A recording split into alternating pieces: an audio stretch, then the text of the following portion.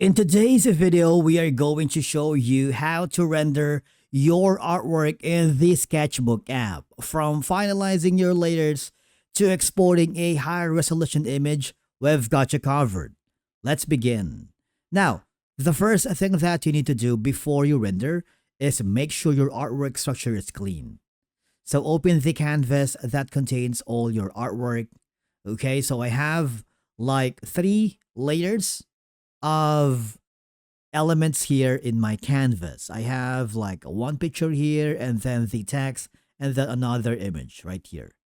So you want to make sure to review your layers in the layer editor or the panel.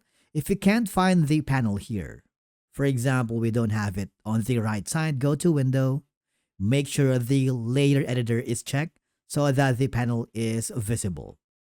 Now, if you want to merge here, we have a separate video on how to merge layers that you might want to check if you are interested to watch it in our channel.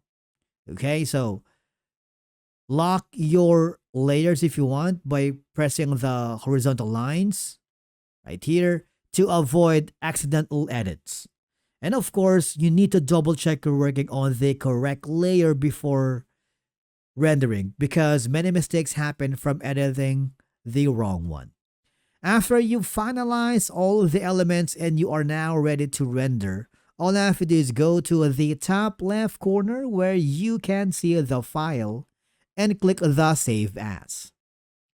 This lets you export in high resolution by selecting the save on different file type. For example, we're going to choose PNG, which offers the best quality.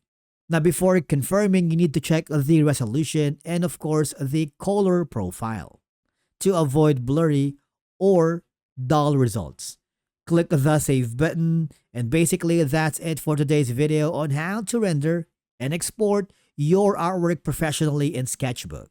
Thank you so much for watching, and we will see you again in the next video.